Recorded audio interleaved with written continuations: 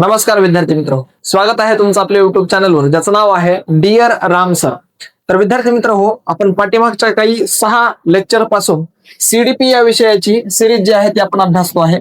आणि या सीडीपी विषयामध्ये आपण प्रकरण जे आहे ते प्रकरण आपण पाहिलेलं आहे अध्ययन नावाचं. आता अध्ययनामध्ये आपण बऱ्याचशा काही गोष्टी ज्या आहेत त्या पाहिलेल्या आहेत. तर ह्या अध्ययनामधलं हे लास्टचं लेक्चर असेल की ज्या लेक्चरमध्ये आपण सगळ्या उपपत्त्या ज्या आहेत त्या कव्हर करणार आहोत. आता जेवढ्या आपल्या परीक्षेच्या दृष्टीने महत्वाच्या आहेत टीईटी पेपर नंबर 1 आणि टीईटी पेपर नंबर 2 ह्या दोन्हीसाठी ह्या फार महत्वाच्या आहेत. याच्यानंतर आपण काही ईव्हीएसच्या सिरीज ज्या आहेत ती पण सुरू करणार आहोत. विद्यार्थी मित्रांनी तसं सांगायचं आहे कमेंटमध्ये की आपल्याला तशा पद्धतीच्या सिरीज जर का हव्या असतील तर त्या पद्धतीने तुम्ही कमेंट बॉक्समध्ये सांगा. आपण त्या पद्धतीने व्हिडिओ जे आहेत ते अपलोड करत राहू. 10 मिनिटाच्या काही कन्सेप्ट असतील की ज्या कन्सेप्टमध्ये आपण पूर्णपणे तो पूर्ण भाग जो आहे तो कव्हर करण्याचा प्रयत्न करणार आहोत.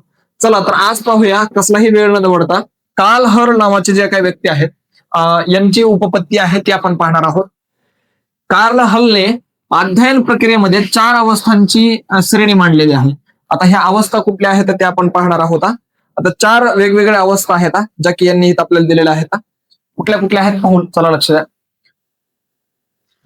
आता ह्या अवस्था आहेत. पहिली अवस्था एकदम पिरामिडच्या बेसला आहे. त्याचबरोबर दुसरी अवस्था आहे. दुसऱ्या अवस्थेच्या नंतर तिसरी आणि चौथी अशा 4 ज्या काही अवस्था आहेत हे पिरामिड आपल्याला लक्षात ठेवायचं आहे. कार्ल हन यांनी दिलेला आहे. पहिली अवस्था, दुसरी अवस्था, तिसरी आणि चौथी अवस्था. आता ह्या अवस्था नेमक्या काय आहेत ते आपण आज पाहूया. अतिशय शॉर्ट व्हिडिओ लेक्चर होणार आहे आजचं, कारण की खूप कमी अध्ययन उपपत्ती ज्या आहेत त्या आपल्या बाकी आहेत. त्याचबरोबर पहिली अवस्था अध्ययनासाठी उद्युक्त करणाऱ्या सर्व बाबींचा यामध्ये समावेश होतो. आता अतिशय महत्वाची ही पहिली अवस्था आहे. या अध्ययन अवस्थेमध्ये काय होतं पहा लक्षात द्या. अध्ययनासाठी उद्युक्त करणाऱ्या, उद्युक्त म्हणजे खरं तर प्रेरित करणाऱ्या सर्व बाबींचा यामध्ये समावेश होतो. मग अध्ययन करण्यासाठी कुठल्या गोष्टी आपल्याला गरजेच्या आहेत त्या सगळ्याच्या सगळ्या गोष्टी ज्या आहेत त्या आपल्याला प्रेरित करणाऱ्या गोष्टी पहिल्या अवस्थेमध्ये आपल्याला मिळतात. अभ्यास करण्यासाठी तुम्हाला काय गोष्टी गरजेच्या आहेत त्या तुम्ही करणं किंवा त्या गोष्टी करायला लावणाऱ्या ज्या काही गोष्टी आहेत त्या ह्याच्यामध्ये येतात. दुसरी अवस्था कशाच्या संदर्भात आहे? मूलभूत गरजांमधून चेतक निर्माण होतो. आता पहा लक्ष द्या, हा शब्द महत्वाचा आहे. मूलभूत गरजांमधून चेतक निर्माण होतो. आपल्या ज्या काही मूलभूत गरजा आहेत, आता जसं की आपण अब्राहम मास्लोचं जे काही पिरामिड आहे त्याच्यामध्ये आपण सगळ्यात शेवटी काही गरजा पाहिल्या आपल्या, तर त्या गरजांमधून आपला जो काही चेतक निर्माण झालेला आहे त्या चेतकांना दुसरी अवस्था असं सांगितलेलं आहे यांनी, कार्ल हल यांनी सांगितलेलं आहे. आता तिसरी अवस्था असं सांगते, तिसरी अवस्था प्रतिक्रियेचा वेग त्याचबरोबर आकार व दिशा निश्चित होत असते. म्हणजे या तिसऱ्या अवस्थेमध्ये काय होतं, प्रतिक्रियाचा जो काही वेग आहे, आपण एखाद्या अध्ययनासाठी गेलेलो आहोत तर तिथं आपल्या प्रतिक्रियेचा वेग किती आहे, त्याचबरोबर त्याचा आकार कसा आहे, त्याचबरोबर त्याची दिशा कशी आहे हे निश्चित करण्याचं काम जे आहे ते तिसऱ्या अवस्थेमध्ये होत असतं, लक्षात ठेवा. आता सगळ्या शब्दांची फोड करणं हे तर योग्य आहे. प्रतिक्रियेचा वेग म्हणजे समजा तुम्हाला एखादी गोष्ट शिकवण्यासाठी तुम्ही प्रयत्न करतात किंवा शिकण्यासाठी प्रयत्न करतात, तर शिकण्यासाठी प्रयत्न करत असताना तुम्हाला तुमच्या प्रतिक्रिया ज्या आहेत त्या किती वेगाने तुम्हाला कॅप्चर करता येतात किंवा किती वेगाने तुम्ही ती गोष्ट शिकून घेऊ शकताय, त्याला म्हणायचं आहे प्रतिक्रियेचा वेग. तुम्ही किती चांगल्या पद्धतीने किती वेगाने ती प्रतिक्रिया देऊ शकता. त्याचबरोबर त्याचा आकार म्हणजे आपण ह्याला थोडक्यात क्वांटिटी असं म्हणू, क्वांटिटी असं म्हणू म्हणजे किती क्वांटिटीमध्ये तुम्ही ती गोष्ट जी आहे ती मिळवलेली आहे. दिशा त्याची महत्वाची आहे. हे निश्चित करण्याचं काम जे आहे ते कुठं चालू असतं, तिसऱ्या अवस्थेमध्ये चालू असतं, हे लक्षात ठेवा. त्याचबरोबर चौथी अवस्था काय सांगते, पूर्वानुभव म्हणजे आपले जे काय पिरियर नॉलेज आहे ज्याला आपण असं म्हणतो, काढण्यासाठीच्या सूत्राचा शोध घेण्याचा प्रयत्न केला जातो. आता पिरियर नॉलेज जे आहे, पिरियर नॉलेज जर का आपल्याला माहिती नसेल म्हणजे काय, समजा एखाद्या विद्यार्थ्याला आपण गुणाकार शिकवायला लागलो तर त्याच्या अगोदर त्याला काय माहित पाहिजे, संख्यांची ओळख माहित पाहिजे, बरोबर नाही, संख्या त्याला कळाल्या पाहिजे, त्याचबरोबर त्याला काही पाडे आले पाहिजेत, त्याशिवाय आपण त्याला गुणाकार शिकवू शकत नाही. म्हणजे हे पिरियर नॉलेज झालं. जसं की समजा एखाद्याला जर का छत्रपती शिवाजी महाराज यांचा इतिहास शिकायचा असेल तर पिरियर नॉलेज काय असेल त्याला आवश्यक, की इतिहास नेमका काय असतो, कशा पद्धतीने असतो, राजे लोक कोण असतात, ह्या गोष्टी माहिती असणं त्याला गरजेचं आहे. म्हणजे ही चौथी अवस्था काय सांगते आपल्याला, पिरियर नॉलेज विषयी बोलते. आता पहा लक्ष द्या, कधी कधी तुम्हाला प्रश्न असे येऊ शकतात परीक्षेमध्ये की जे कार्ल हलने 4 वेगवेगळ्या अवस्था सांगितल्यात त्यापैकी चौथी अवस्था कशाच्या संदर्भात आहे, तर ती पूर्वानुभवाच्या संदर्भामध्ये आहे, पूर्व नॉलेज जे आहे त्याच्या संदर्भामध्ये आहे. तर ते काढण्याचा सूत्र जो आहे त्या सूत्राचा शोध घेण्यासाठी ही जी काही चौथी अवस्था आहे ती आपल्याला पाहायला भेटते. त्याचबरोबर आता पुढे ज्या काही गोष्टी सांगितल्यात आपण ते एकदा पाहूया. कार्ल हलच्या अध्ययन उपपत्ती जी आहे ती इथं आपली संपलेली आहे. त्या 4 अवस्था लक्षात ठेवायच्या आहेत. त्याचबरोबर पुढे पहा, ब्रुनर नावाचा एक व्यक्ती आहे. त्या ब्रुनर नावाच्या व्यक्तीने काय केलेलं आहे, अध्ययन विषयक ज्ञानात्मक उपपत्ती दिलेली आहे. आता ह्या उपपत्तीविषयी आपण माहिती पाहूया. ब्रुनरच्या मते माहितीवर प्रक्रिया करणे, लक्ष द्या आता अतिशय शब्द महत्वाचे, माहितीवर काय करायचे आपल्याला, प्रक्रिया करायची आहे. त्या माहितीचे व्यवस्थापन करायचं आहे व त्यापासून एक संरचना तयार करायची आहे, म्हणजे स्ट्रक्चर तयार करायचं आहे. त्याला फ्रेम असं सुद्धा म्हणू शकतो. फ्रेम तयार करायची आहे किंवा स्ट्रक्चर तयार करायचं आहे, हे आपण पाहू शकतो. म्हणजे त्यालाच आपण अध्ययन असं म्हणणार आहे. आता पहा लक्षात, कधी कधी तुम्हाला डायरेक्ट अध्ययनाची डेफिनेशन जी आहे ती विचारली जाऊ शकते. अकॉर्डिंग टू ब्रुनरच्या माहितीस्तव किंवा ब्रुनरच्या दृष्टिकोनातून अध्ययन म्हणजे काय, हे सरळ सरळ डेफिनेशन विचारतात. टीईटी मध्ये सगळ्यात महत्वाची गोष्ट म्हणजे काय, तर तुम्हाला डेफिनेशन जे आहे ते 4 ते 5 मार्क्ससाठी येतात. त्यासाठी अतिशय महत्वाचा भाग आहे. ब्रुनरच्या मते माहितीवर प्रक्रिया करणे. पहिली गोष्ट, माहिती भेटली तुम्हाला, त्याच्यावर तुम्हाला प्रक्रिया करायची आहे आणि त्या प्रक्रियेचं काय करायचं आहे, व्यवस्थापन करायचं, त्या माहितीचं व्यवस्थापन करायचं आहे आणि त्यानुसार त्यापासून एक संरचना देखील तयार करायची आहे. नुसती माहिती असून उपयोगाचं आहे का, तर त्या माहितीवर प्रक्रिया करायची.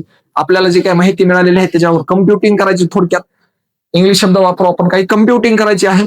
कम्प्युटिंग करून त्या माहितीचं मॅनेजमेंट करायचं आहे, इन्फॉर्मेशनचं मॅनेजमेंट करायचे आणि त्या मॅनेजमेंट पासून एक स्ट्रक्चर तयार करायचं आहे किंवा फ्रेम तयार करायची आहे असं आपण म्हणू. स्ट्रक्चर किंवा फ्रेम जे आहे ते फ्रेम तयार करायचे आहे आपल्याला, म्हणजेच त्याला आपण अध्ययन असं म्हणूया. लक्ष द्या, शिकणे म्हणजे फक्त एवढ्याच गोष्टी आहेत का, माहिती मिळवणे नाही, तर माहितीची प्रक्रिया करणे, माहितीवर प्रक्रिया करणे, त्या माहितीचं पुन्हा काय करायचं, व्यवस्थापन करायचंय, पुन्हा त्याच्यापासून एक संरचना तयार करायची, म्हणजे हे पूर्णपणे अध्ययन होईल असं म्हणता येईल. चला त्याच्यानंतर आपण पुढे काय पाहूया, जसं की ह्या सगळ्या गोष्टी आहेत या आपल्याला ह्याच्यातून लक्षात येतील. अध्ययन म्हणजे काय सांगितले, हे अध्ययन आपल्याला सगळ्यात महत्वाची गोष्ट दिसते. त्याचबरोबर इकडे काय आहे, प्रक्रिया दिसते. प्रक्रिया कशा कशा करायची, नवीन माहितीचे संपादन करून घ्यायचे. नवीन माहितीचं काय करायचं आपल्याला, संपादन करून घ्यायचे. दुसरं काय सांगितलं, ज्ञानाचे रूपांतर करायचं आहे. जे ज्ञान आहे आपलं त्याच्यामध्ये अजून काही रूपांतर करता येतात का, तर तेही पाहायचं आहे. ज्ञानाची पर्याप्तता व समर्पकता ही पाहायची आहे. पर्याप्तता म्हणजे काय, ज्ञान एवढं भरपूर आहे का, पर्याप्त आहे का, चला असेल तर काही अडचण नाही, नसेल तर आपल्याला वाढवायचे. आणि त्याचबरोबर काय पाहायचे, समर्पकता पाहायची. समर्पकता हा शब्द फार महत्वाचा आहे. समर्पक आहे का ते नॉलेज तिथं. जसं की समजा कधी कधी एखादी गोष्ट आपण बोलायला लागतो, आपण म्हणतो की हे तुझं बोलणं जरा समर्पक नाही. तो बोलणं समर्पक नाही म्हणजे काय, त्या वस्तुनिष्ठ पद्धत किंवा परिस्थितीला ते साजेसं बोलणं नाही, त्याला आपण समर्पकता असं म्हणतो. तर ही समर्पकता आहे का हे पाहायचं आहे, हे आपल्याला ब्रुनरने सांगितलेलं आहे. चला लक्षात द्या. त्याच्यानंतर आपण पुढचा भाग घेऊया. ब्रुनरने संबोधाचे 3 प्रकार सांगितलेले आहेत. ब्रुनरने किती प्रकार सांगितले, संबोधाचे 3 प्रकार सांगितले. पहिला जो आहे तो संयोजक संबोध आहे, त्याचं उदाहरण त्याने कीटक असं दिलं. वियोजक संबोध आहे, ज्याला अपुष्प वनस्पतीतील फुलांचा अभाव असतो. आणि संबंधात्मक संबोध आहे, म्हणजे मुलाशिवाय आई हा संबोध स्तर नाही. लक्ष द्या, अतिशय महत्वाच्या गोष्टी इथं सांगितल्यात, पहा लक्ष द्या. संयोजात्मक संबोध म्हणजे काय रे, कीटक. जसा कीटक एखाद्या फुलावर जाऊन बसतो, कीटकाला फुलाशिवाय हा संबोधच तयार होऊ शकत नाही. कीटक एखादा फुलाशिवाय हे आपण कधी ग्राह्यच धरू शकत नाही.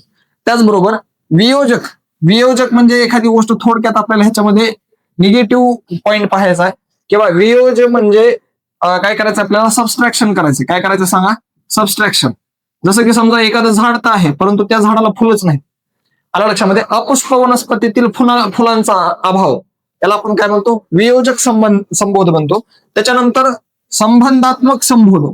आता हा संबंधात्मक संबोध कसा आहे, मुलांशिवाय किंवा मुलाशिवाय आई हा संबोध स्तर नाही. म्हणजे कुठल्याही एखाद्या महिलेला आई कधी म्हणता येईल, जर का ती समजा कुठल्या तरी एखाद्या अपत्याची किंवा कुठल्या तरी एखाद्या मुलाची काय असेल, ती आई असेल, जननी असेल, त्याशिवाय आपण तिला आई म्हणू शकत नाही.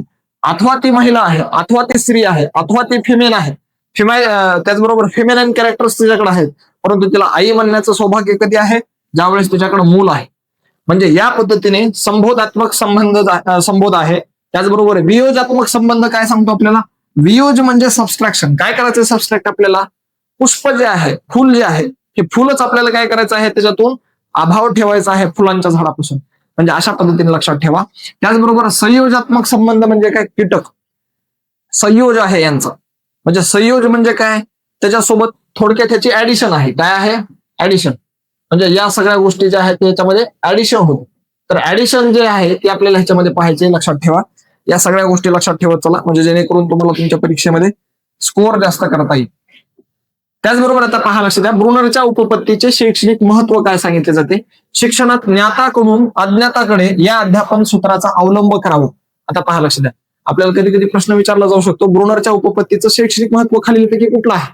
तर त्यावेळेस आपण लक्षात ठेवायचंय, आपल्याला जे काही माहित आहे त्याच्याकडून आपण अज्ञानाकडे जायचंय. आता कधी कधी आपल्याला शिक्षक जे आहेत ते शिकवत असताना कधी असं सांगतात की मुलांनो हे पहा बरं, तुमच्या आजूबाजूला अशा पद्धतीच्या गोष्टी कधी तुम्ही पाहिल्यात का.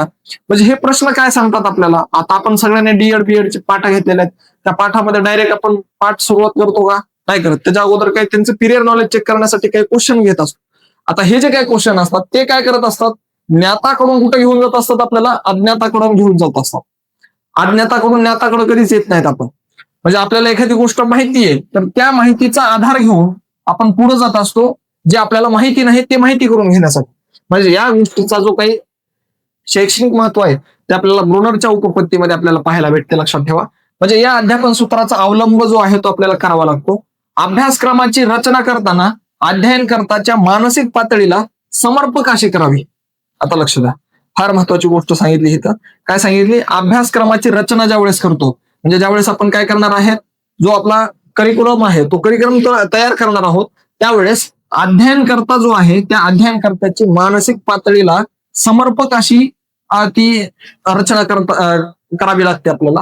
आता आपण ह्या गोष्टी करतोय म्हणजे जसं की समजा एनसीईआरटी आहे, एनसीईआरटी म्हणजे आपले जे काही समजा नॅशनलचे हे आहे, पूर्णपणे पाठ्यपुस्तकं डिझाईन करणारी संस्था आहे.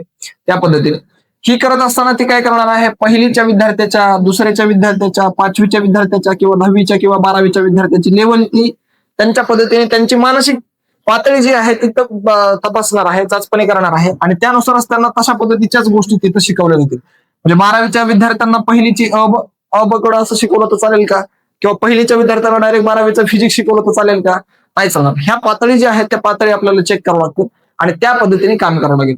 म्हणजे विशेषतः आपल्याला काय गोष्टी लक्षात देतात, ब्रुनरने काय सांगितलं आपल्याला, ज्ञाताकडून कुठं जायचं आहे, अज्ञाताकडून जायचंय. आणि अभ्यासक्रमाची रचना करत असताना काय करायचंय, अध्ययन करत्याच्या मानसिक पातळीचा अंदाजा घ्यायचा आहे आणि त्यानुसार त्या गोष्टी करायच्या. चला, तर हिथंच आपली ही जी काय ब्रुनरची अवस्था आहे ती ब्रुनरची अवस्था संपलेली आहे, किंवा ब्रुनरची उपपत्ती जी आहे ती संपलेली आहे. आता काल आपण काही प्रश्न घेतले होते, उद्या येणाऱ्या काही शॉर्ट व्हिडिओमध्ये सुद्धा तशाच पद्धतीचे काही प्रश्न जे आहेत ते आपण घेणार आहोत.